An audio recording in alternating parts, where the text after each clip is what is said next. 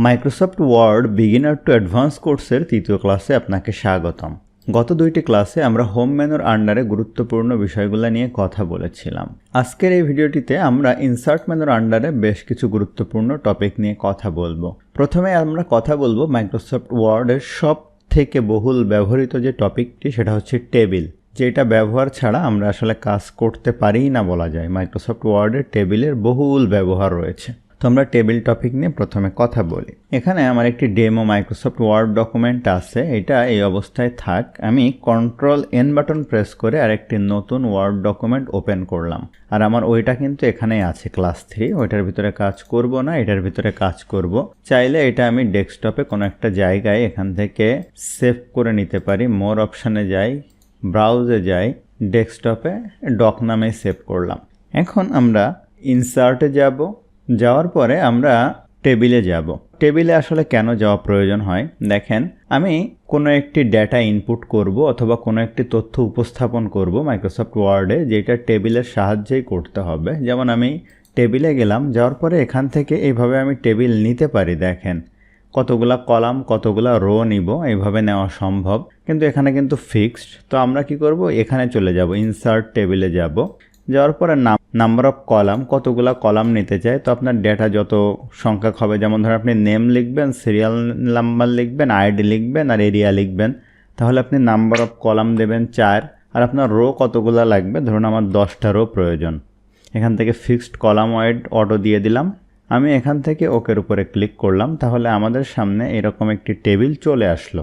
এখন এই টেবিলের উপর ক্লিক করার সাথে সাথে দেখেন আমার সামনে আরেকটি মেনু ওপেন হয়েছে, যেটার নাম হচ্ছে টেবিল ডিজাইন। এটা কিন্তু আগে ছিল না।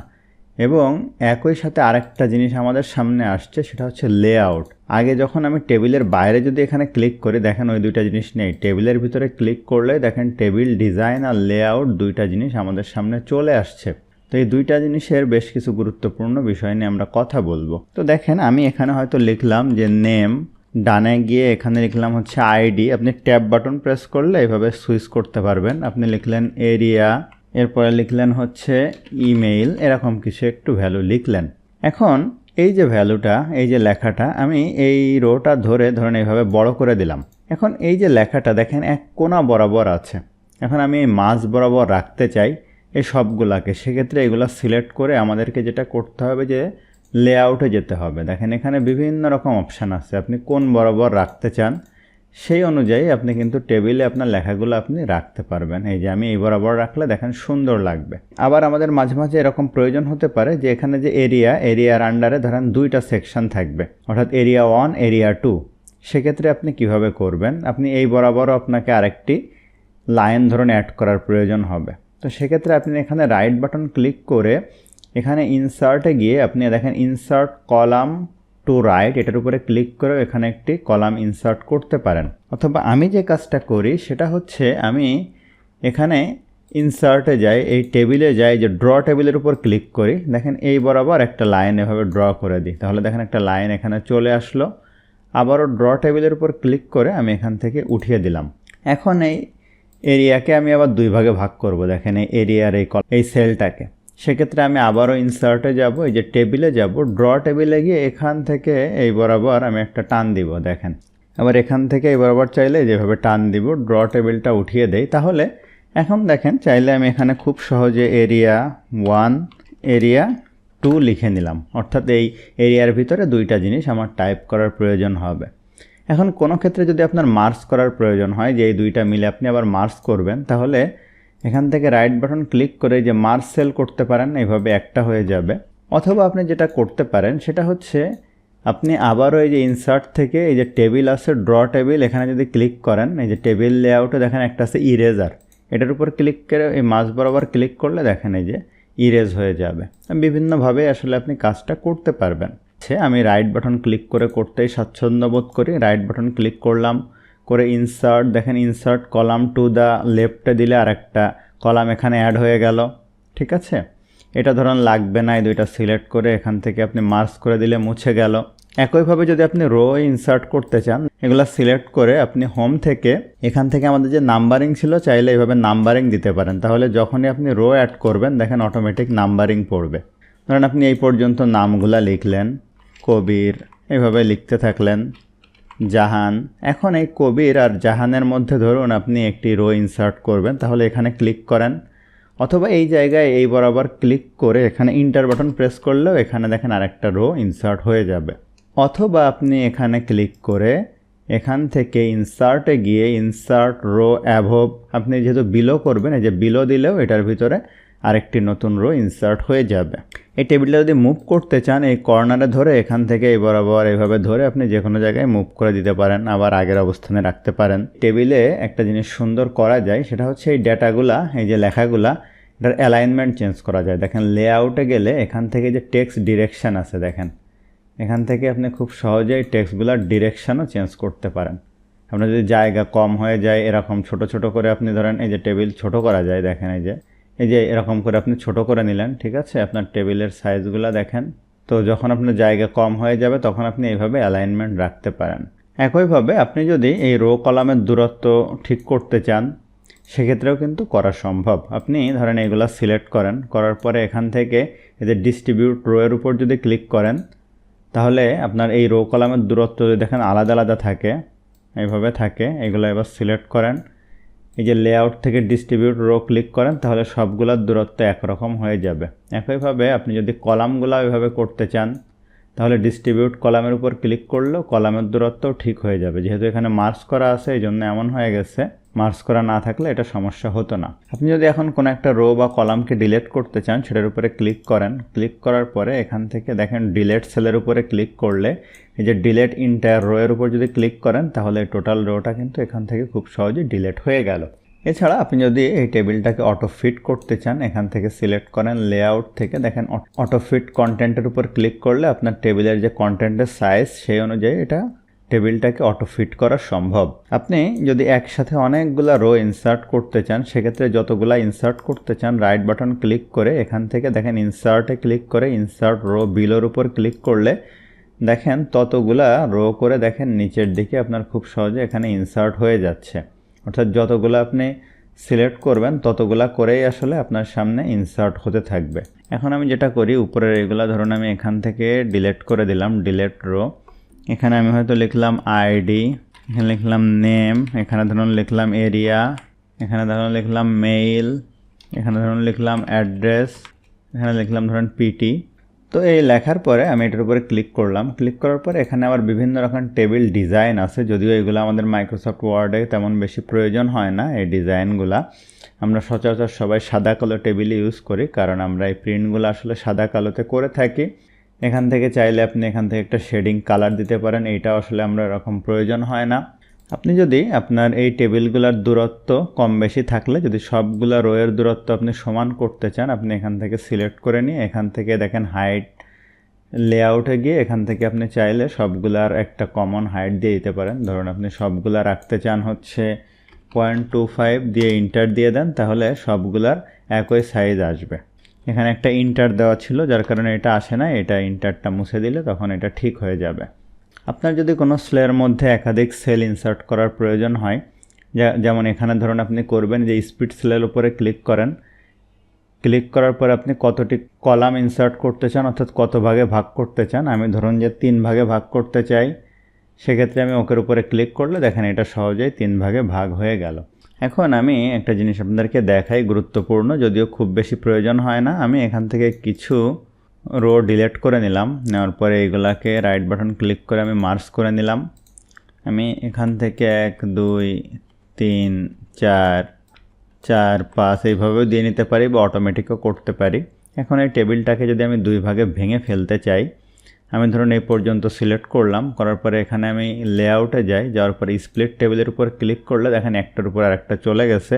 এটা টেবিলটা কিন্তু দেখেন এখন 2 ভাগে ভাগ হয়ে গেছে। খুব সহজে আপনি 2 ভাগে ভাগ করে নিতে পারেন। এরপরে আমরা টাইম টু টাইম কাজের ক্ষেত্রে আমরা এই টেবিল নিয়ে আরও বেশ কিছু জিনিস নিয়ে কথা বলবো। মোটামুটি এই বিষয়গুলো জানলে আপনাদের আপাতত কাজ চলবে। তো এই ফাইলটা আমি এখান থেকে কেটে দিলাম। আমি এখন আমার আরেকটি ফাইলে চলে গেলাম। তো আমরা টেবিল নিয়ে বেশ কিছু বিষয় নিয়ে ইতিমধ্যে কথা বলছি। এখন আমরা পিকচার নিয়ে কথা বলবো। দেখেন আমাদের বিভিন্ন সময় মাইক্রোসফট ওয়ার্ডে পিকচার ইনসার্ট করার প্রয়োজন হয়ে থাকে। আমি এখানে ইনসার্ট থেকে পিকচার আমি আমার কম্পিউটার থেকে ইনসার্ট করতে পারি। এই যে কোথা থেকে আমি ইনসার্ট করব, আমার কম্পিউটারে ধরুন এই পিকচারটা আমি ইনসার্ট করতে চাই, আমি ইনসার্ট করলাম। এখন এই পিকচারটা দেখেন কিভাবে আছে, ছবির উপরে আছে। এই পিকচারটা কিন্তু আমি মুভও করতে পারছি না। তো এখন এই পিকচারটা ইনসার্ট করার সাথে সাথে দেখেন পিকচার ফরম্যাট একটা অপশান আমার সামনে চলে আসছে। এখান থেকে আমি খুব সহজে দেখেন এই পিকচারগুলোর বিভিন্ন রকম দেখেন এই যে ইফেক্ট দিতে পারবো। দেখেন এই যে আর্টিস্টিক ইফেক্ট আছে বিভিন্ন রকম। এরপর আমি চাইলে এগুলোর কালার চেঞ্জ করতে পারবো। এটাগুলো চাইলে আমি এখান থেকে দেখেন এই যে কারেকশানের আন্ডার থেকে আমি ব্রাইটনেস কমাতে বাড়াতে পারবো। এগুলো আসলে প্রয়োজন যদি হয় আপনি করতে পারেন, কিছু জিনিস এখানে দেওয়া আছে। এগুলো চাইলে আপনি বর্ডার অ্যাড করতে পারেন এগুলা পিকচারগুলার। এখানে দেখেন পিকচার বর্ডার আছে, চাইলে কোনো একটা বর্ডার দিতে পারেন। এখানে বিভিন্ন রকম ইফেক্ট আছে, এগুলো আসলে ওইভাবে প্রয়োজন হয় না, অপশানগুলো রয়েছে, যদি আপনার প্রয়োজন হয় আপনি দিয়ে এগুলো সুন্দর করতে পারেন। আমাদের এখন যে জিনিসটা প্রয়োজন হতে পারে, যে ক্রপ জিনিসটা প্রয়োজন হতে পারে, ক্রপের উপর ক্লিক করে আমি পিকচারটার এই যে এরিয়া এভাবে কমিয়ে নিতে পারি। তো এখন এই পিকচারটার উপর ক্লিক করে আমি এটা মুভ করব কিভাবে, এই সমস্যাটাই সব থেকে বেশি আপনারা পড়েন। এটার উপর ক্লিক করে যে রাফ টেক্সট থেকে বেশ কিছু জিনিস রয়েছে, ইন ফ্রন্ট অফ টেক্সট যদি করেন তাহলে দেখেন ইমেজটা ফ্রন্টে চলে আসলো আর টেক্সটটা পিছনে চলে গেল। এভাবে আপনি খুব সহজে দেখেন এই যে পিকচারটা রাখতে পারবেন, মুভ করতে পারবেন, ছোট বড় করতে পারবেন, বর্ডার দিতে পারবেন। এখন দেখেন এই পিকচারটা যদি খুব সুন্দরভাবে রাখেন, যে রাফ টেক্সট থেকে দেখেন এখানে একটা অপশান আছে যে স্কোয়ার, যদি স্কোয়ার করেন তাহলে এই পিকচারের দেখেন চারিদিকে এইভাবে আপনার টেক্সটগুলো চলে আসছে। এখন যদি রাফ টেক্সট থেকে আপনি এখানে আর একটা অপশান আছে থ্রু, এটা আমার খুব পছন্দের। এই যে যেগুলা মেইনলি আপনার পত্রিকাগুলোতে দেখবেন এরকমভাবে এই যে সবিজ পাতা এরকম থাকে, কোনো একজন মডেল বা কারোর ছবি থাকে, তার চারদিক থেকে টেক্সটগুলো এভাবে থাকে। এখানে দেখেন টপ অ্যান্ড বটম আছে, এটা হচ্ছে আপনি রাখলে টপে এবং বটমে টেক্সট থাকবে, মাঝখানে ছবি থাকবে। আর এখানে আছে দেখেন বিহাইন্ড টেক্সট, অর্থাৎ আপনি ছবির পিছনে অর্থাৎ লেখার পিছনে যদি ছবি রাখতে চান সেটাও সম্ভব। আবার এখান থেকে আপনি ইন ফ্রন্ট অফ টেক্সট তো আমি আপনাদেরকে দেখালামই। তো এইভাবে আপনি খুব সহজে এই পিকচারগুলোকে খুব সহজে সুন্দরভাবে প্রেজেন্ট করতে পারবেন। আমি এটা ডিলিট করে দিই, আমি ইনসার্ট থেকে এই যে পিকচার থেকে আপনি স্টক ইমেজ থেকেও আনতে পারেন। আপনার এই মাইক্রোসফট অফিস ভার্সন যদি পেইড হয় তাহলে এগুলো আপনি পেতে পারেন। আমি ধরুন এই ইমেজটা সিলেক্ট করলাম, করে ইনসার্টের উপরে ক্লিক করলাম। এই ইমেজটা ক্রপ থেকে দেখেন ক্রপ টু শেপ একটা দারুণ অপশান আছে, এটার উপর ক্লিক করলে শেপের মধ্যে ক্রপ হয়ে যাবে। দেখেন ক্রপ টু শেপ আপনি কিভাবে রাখতে চান, এটাও কিন্তু সরছে না। এই যে রাফ টেক্সট থেকে ইন ফ্রন্ট অফ টেক্সট দিয়ে কোনো জায়গায় রাখতে পারেন, বা এই যে রাফ টেক্সট থেকে আপনি এই যে থ্রু দিতে পারেন, দিয়ে এইভাবে এই পিকচারটা আপনি এভাবে ছোটো করতে পারেন। এভাবে বিভিন্ন সুন্দরভাবে আপনি টেক্সটের মধ্যে পিকচারকে রাখতে পারেন। এছাড়া আরও বেশ কিছু জিনিস রয়েছে ইনসার্টের ভিতরে। পিকচারের পরে আছে শেপের ভিতরে সব থেকে বেশি আমরা প্রয়োজন হয় এই যে টেক্সট বক্স জিনিসটা। দেখেন এই বাইরে কিছু লিখতে চাই, এই যে বর্ডারের বাইরে দেখেন আমি লিখতে পারছি না। এখন কোনো কিছু আপনি লিখতে চান, অথবা ধরেন আপনি এখানে একটা পিকচার নিলেন, এই যে দিস ডিভাইসে গেলাম, আমি এই পিকচারটা নিলাম, এই পিকচারের উপরে আপনি কিছু লিখবেন, এটা কি লিখতে পারবেন না। তখন আমরা ইনসার্টে যাব, শেপে যাব, এই যে টেক্সট বক্স নিব, এখানে আমি লিখতে পারবো এই যে রায়হান তানজিম, এটা লিখলাম। এটা সিলেক্ট করে এখান থেকে শেপ ফিল থেকে নো ফিল দিয়ে দিতে পারি, শেপ আউটলাইন থেকে নো আউটলাইন, তাহলে দেখেন খুব সহজে আমি লিখে নিতে পারলাম। এবং মজার ব্যাপারে টেক্সট বক্সের মধ্যে লেখা আমি এখান থেকে টেক্সট ডিরেকশান থেকে ডিরেকশানও চেঞ্জ করতে পারবো। দেখেন ঠিক আছে, যেটা কিন্তু স্বাভাবিক অবস্থায় পারা যাবে না। এই জিনিসটা আমি বাইরেও নিয়ে রাখতে পারবো। দেখেন তাহলে টেক্সট বক্সটা কিন্তু খুবই ইম্পর্টেন্ট আমাদের জন্য। তো আমি ছবিটা এখান থেকে ডিলিট করে দিলাম। এরপরে আছে দেখেন শেপের মধ্যে এই যে আমাদের লাইন শেপ, এইটা আমাদের সিগনেচার লাইন অ্যাড করার জন্য প্রয়োজন হতে পারে। ধরেন আমি কোনো একটা সিগনেচার করবে এখানে, আমি এখানে লিখলাম হচ্ছে রায়হান তানজিম, শেপে গেলাম, এই যে লাইন শেপ নিলাম, শিফট বাটন প্রেস করব, তাহলে লাইনটা বাঁকাবে না, এভাবে ড্র করব, এইভাবে রাখবো। আমি কিবোর্ডের লেফট আরও রাইট আরও কি প্রেস করে শেপ আউটলাইন থেকে আমি এখান থেকে ব্ল্যাক করে দিব। শেপ আউটলাইন থেকে এটার ওয়াইড আমি বড় করে দিতে পারি, আমার প্রয়োজন নেই, এভাবে থাক। তাহলে এখানে কিন্তু খুব সহজে একদম সিগনেচার করতে পারবে। এছাড়া ইনসার্টের ভিতরে আরও বেশ কিছু শেপ আছে, এগুলো আমাদের মেইনলি প্রয়োজন হবে আমরা যদি কেউ মাইক্রোসফট ওয়ার্ডে লেটার প্যাড ডিজাইন করি। Letter head in MS word যদি লেখেন তাহলে এরকম বিভিন্ন রকম লেটার হেড কিন্তু মাইক্রোসফট ওয়ার্ড দিয়ে ডিজাইন করা যায়। এই যে দেখেন এরকম জিনিসগুলো, তখন এই শেপের প্রয়োজন হবে। আমরা একটি পর্বে এরকম একটা লেটার হেড তৈরি করে দেখব। এরপরে আছে আইকন। আইকনের উপরে ক্লিক করে মাইক্রোসফট ওয়ার্ডে আপনি খুব সহজে বিভিন্ন রিলেটেড আইকন নিতে পারেন। যেমন আপনি যদি সিভি তৈরি করেন সেক্ষেত্রে আপনি হয়তো এখানে ফোনের আইকন নিলেন, দেখেন এই যে ফোনের আইকন আছে। এরপরে এখানে সিলেক্ট করে ইমেইলের আইকন নিতে পারেন। এই যে আমি এখানে লিখলাম হচ্ছে ইমেইল, এই আইকনটা নিলেন, নিয়ে ইনসার্ট করলেন, তাহলে আপনার সামনে এই যে এরকম দুইটা আইকন চলে আসলো। এটাও কিন্তু সরবে না, এইটাও যে রাফ টেক্সট থেকে ইন ফ্রন্ট অফ টেক্সট করতে হবে তখন সরবে। তো এই আইকনটা ছোট করতে পারেন, ছোট করে এখানে ধরেন রাখলেন। এখান থেকে গ্রাফিক্স ফিলে যে আপনি কালারও চেঞ্জ করতে পারবেন। এরকম আইকন নেওয়ার জন্য আপনার এই জিনিসগুলো প্রয়োজন হবে। এরপরে 3D মডেলস খুব দারুণ জিনিস, আপনাদের হয়তো অনেকের কম্পিউটারে এটা পাবেন না। যে স্টক 3D মডেলসে যদি আমি যাই, এখানে বিভিন্ন রকম 3D মডেলস রয়েছে, যে জিনিসগুলো খুবই দারুণ।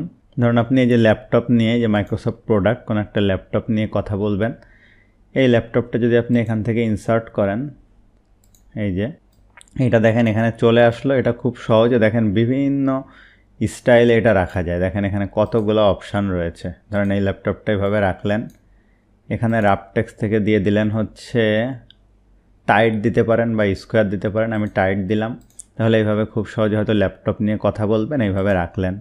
আর একটা জায়গায় গিয়ে ধরুন এইভাবে রাখলেন। এরকমভাবে এই 3D মডেলসগুলো ইউজ করা সম্ভব। যদি পেইড ভার্সন ইউজ করেন আপনাদের কাছে পেতে পারেন।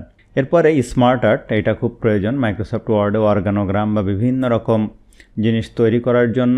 আমরা যদি একটু নিচের দিকে যাই, একদম শেষ পেজটাতে যাই, এখানে গিয়ে ইনসার্ট থেকে একটা পেজ ব্রেক নিয়ে একটা নতুন পেজ করি। হ্যাঁ, এখন আমি এখান থেকে স্মার্ট আর্টের উপর ক্লিক করি। এখানে বিভিন্ন রকম স্মার্ট আর্ট আছে। দেখেন এখানে লিস্ট আছে, এখানে প্রসেস আছে, সাইকেল আছে, এই যে এখানে আছে, এই যে এটার আন্ডারে যে অর্গানোগ্রাম যে চার্ট আছে। তো যে কোনো একটা অর্গানোগ্রাম চার্ট আমি এখান থেকে নিতে পারি। ধরুন আমি এইটা নিলাম, এটার উপরে ওকের উপরে ক্লিক করলাম। এখন এখানে টেক্সট দেখেন, এই টেক্সটের ভিতরে আমি ধরুন লিখলাম এই যে সিইও, একটা কোম্পানির অর্গানোগ্রাম। এখানে লিখলাম হচ্ছে ধরুন এমডি, এখানে ধরুন থাকবে হচ্ছে এমডি, এখানে ধরুন থাকবে ম্যানেজার। এরকমভাবে খুব সহজে আপনি একটি অর্গানোগ্রাম তৈরি করতে পারেন। এখন কথা হচ্ছে আপনার যদি আরও বেশি প্রয়োজন হয় সেক্ষেত্রে কিভাবে সম্ভব। এখন আপনি যদি অ্যাড করতে চান, দেখেন এখানে সিইও, তার আন্ডারে একজন MD1 আছে। ধরেন আমি এখানে MD1 লিখলাম, MD2 লিখলাম, ঠিক আছে। MD2-র আন্ডারে শুধুমাত্র একজন আছে, এটা ধরেন আমি লিখলাম হচ্ছে ম্যানেজার 1। এইটা ধরেন এসএই লিখলাম, এসএই কিছু একটা লিখলাম। এখন এখানে আরেকটা ম্যানেজার ফিল্ড আমি অ্যাড করতে চাই, সেক্ষেত্রে আমার কিভাবে সম্ভব। আমি এখানে ক্লিক করব, দেখেন যে MD2-র আন্ডারে ম্যানেজার 1 আছে, এখানে গিয়ে ইন্টার দিব, তাহলে দেখেন আরেকটা ফিল্ড চলে আসলো। এখানে আমি চাইলে ম্যানেজার 2 এই যে সহজে লিখে দিতে পারি। এবং এটার উপরে ক্লিক করলে এই যে স্মার্ট আর্ট ডিজাইন থেকে দেখেন বিভিন্ন রকম কালার স্কিম আছে। যে কালার স্কিম ভালো লাগে আপনি এখান থেকে দিয়ে নিতে পারবেন। আমি এটা সিলেক্ট করি, এই কালার স্কিম যে কোনো একটা দিয়ে নিই। এখানে দেখেন বিভিন্ন রকম ডিজাইন আছে, কোন টাইপের ডিজাইন আপনার ভালো লাগে এটা আপনি এখান থেকে দিয়ে নিতে পারেন। আবার ধরেন আপনি এইটা না দিয়ে এইটা ইউজ করবেন বা এটা ইউজ করবেন, সেটাও করা সম্ভব এখান থেকে, ঠিক আছে। এরকমভাবে আপনি খুব সহজে এই স্মার্ট আর্ট ব্যবহার করতে পারেন। এটা বিভিন্ন সময় যারা আপনারা অর্গানোগ্রাম চার্ট তৈরি করেন বা বিভিন্ন প্রসেস চার্ট তৈরি করেন, এই যে এরকম প্রসেস চার্ট বা সাইকেল চার্ট, এটা সাইকেলও আপনি এভাবে দেখেন অ্যাড করতে পারবেন। বিভিন্ন জিনিস আপনি এখানে অ্যাড করেন, ওই যে বাস্তু সংস্থান যেগুলো, এখানে বিভিন্ন অপশান আছে। এগুলো ঘেটে যত আপনি দেখবেন তত আপনার দেখবেন অনেক কিছু শিখতে পারছেন। এরপর আছে চার্ট। এটা যে এক্সেলের চার্টের মতো, আপনি কী টাইপের চার্ট নিতে চান। ধরুন আমি পাই চার্ট নিতে চাই, আমি ওকে উপর ক্লিক করলে এক্সেলের একটা ফিল্ড এখানে চলে আসবে।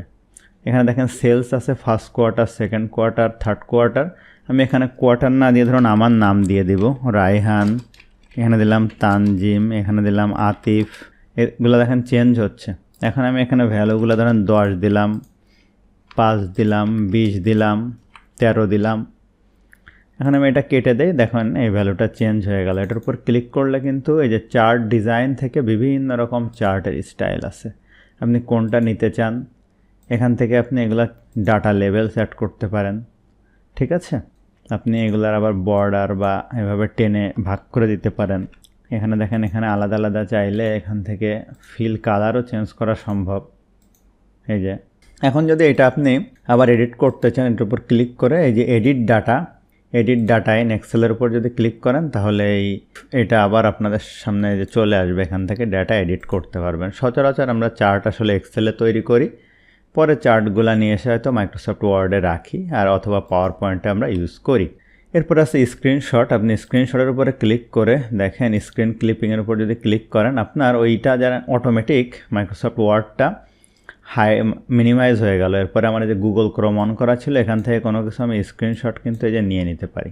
এটা আপনি কম্পিউটারের বিভিন্ন স্ন্যাপিং টুলস দিয়েও নিতে পারবেন। এরপর আছে অনলাইন ভিডিও, এটার উপর যদি আমি ক্লিক করি, এখন দেখেন এখানে a preview of video appear here. আপনি যদি এখানে ইউটিউবের কোনো একটা লিঙ্ক এখানে দিয়ে দেন, সেটার প্রিভিউ এখানে আসবে। যেমন আমি যদি আমার চ্যানেলের একটা ভিডিও বা যে কোনো একটা ভিডিও যদি আনতে চাই, ধরুন আমার চ্যানেলের একটা ভিডিও আনবো, এটা ক্লিক করে এখান থেকে শেয়ার থেকে লিঙ্কটা কপি করি, এখানে গিয়ে আমি এটা পেস্ট দেই, তাহলে দেখেন এটা প্রিভিউ এখানে আসছে। এই যে আমি এখানে ইনসার্টের উপর ক্লিক করলাম, ক্লিক করলে দেখেন যে অনলাইন ভিডিওটা এখানে চলে আসলো। আপনি এখন এটার উপর যদি ক্লিক করেন তাহলে দেখি কি হয়। এই ভিডিওটা কিন্তু এখানে দেখেন প্লে হওয়া শুরু করছে।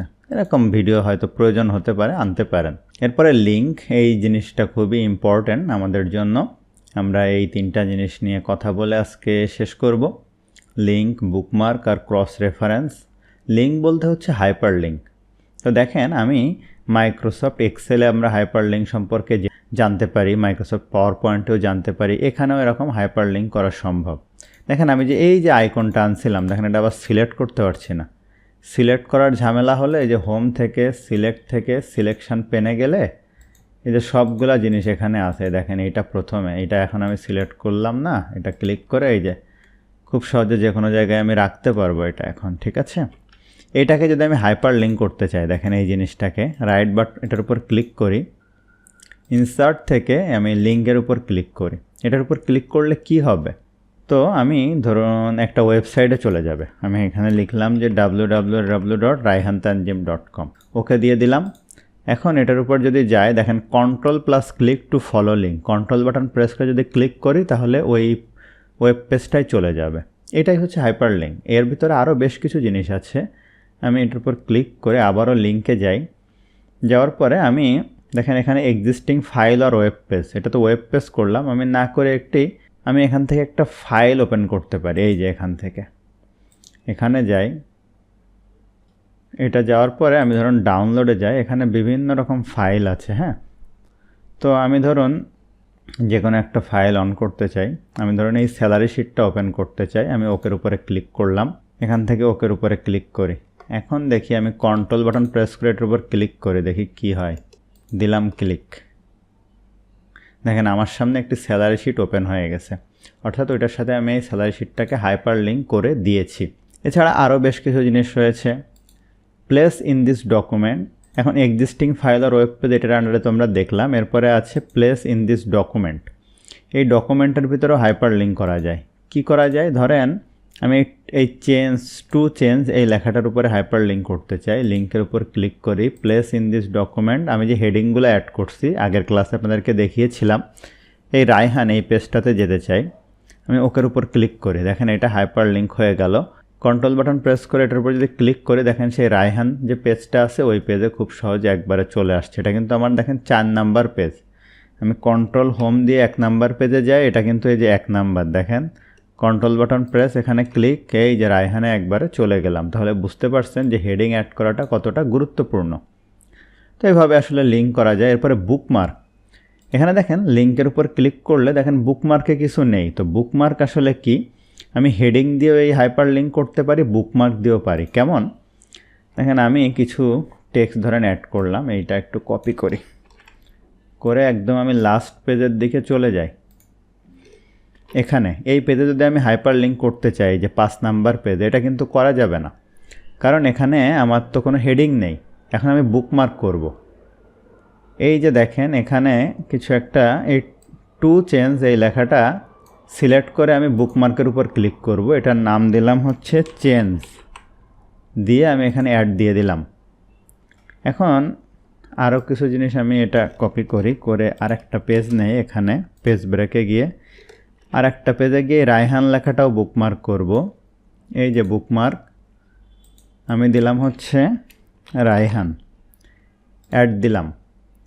এখন আমি ধরেন আমার এই প্রথম পেজে গিয়ে এই পিকচার লেখায় আমি হাইপার লিঙ্ক করবো। এখানে ক্লিক করে আমি এই যে লিঙ্কে যাই। এখন দেখেন যে চেঞ্জ আর রায়হান চলে আসছে, দেখেন আগে কিন্তু এটা ছিল না। এখন রায়হান লেখার উপর ক্লিক করে ওকে দেই, এটাও দেখেন হাইপার লিঙ্ক হয়ে গেল। কন্ট্রোল বাটন প্রেস করে ক্লিক করে একবারে দেখেন রায়হানের এই পেজটাই কিন্তু চলে আসছে। এরপর আরেকটা জিনিস আছে ক্রস রেফারেন্স। এই ক্রস রেফারেন্স জিনিসটাও একই টাইপের। আপনি ধরেন এই জিনিসটা সম্পর্কে আরও জানতে চান, এই যে জিনিসগুলো আমি অডিওর আন্ডারে লিখেছি, সেক্ষেত্রে আপনি এখানে গিয়ে লিখলেন to learn more please click here. এটা সিলেক্ট করে এটা একটু আলাদা ফরম্যাটিং করে দেই যেন একটু বুঝতে সুবিধা হয়, আন্ডারলাইন করে দেই, এটা ধরেন কালারটা একটু অন্যভাবে করে দেই। এখন এখানে গিয়ে আমি একটা ক্লোন দিয়ে এখানে গেলাম, যাওয়ার পরে আমি এই যে ইনসার্টে যাই, যাওয়ার পরে ক্রস রেফারেন্সে যাই। এখানে আমি হেডিং সিলেক্ট করি, বুকমার্কও করতে পারি যে বুকমার্কে যাব, অথবা আমি হেডিংয়ে যাব। যাওয়ার পরে আমি এই যে রায়হানে যাব, ঠিক আছে। আর এখানে ইনসার্ট রেফারেন্স টু, এখানে হেডিং টেক্সট থাকবে না পেজ নাম্বার, আপনি পেজ নাম্বারও এখানে দিতে পারেন, দিয়ে ইনসার্ট দেন, দিয়ে ক্লোজ করে দেন। এখন দেখেন এই পেজ নাম্বার, এখানে যদি আপনি কন্ট্রোল বাটন প্রেস করে ক্লিক করেন একবারে এই পেজে চলে যাবে। অর্থাৎ আপনি যদি এই বিষয়ে আরও জানতে চান এখানে ক্লিক করেন, এখানে চলে যাবে। এই জিনিসটা হাইপার লিঙ্ক দিয়েও করা যায়। তো আশা করছি এই যে বিষয়গুলো নিয়ে কথা বললাম এগুলো আপনাদের অনেক উপকারে আসবে। তো কথা হবে পরবর্তী ভিডিওতে, সেখানে আমরা গুরুত্বপূর্ণ এই জিনিসগুলো নিয়ে কথা বলবো। তো ধন্যবাদ সবাইকে।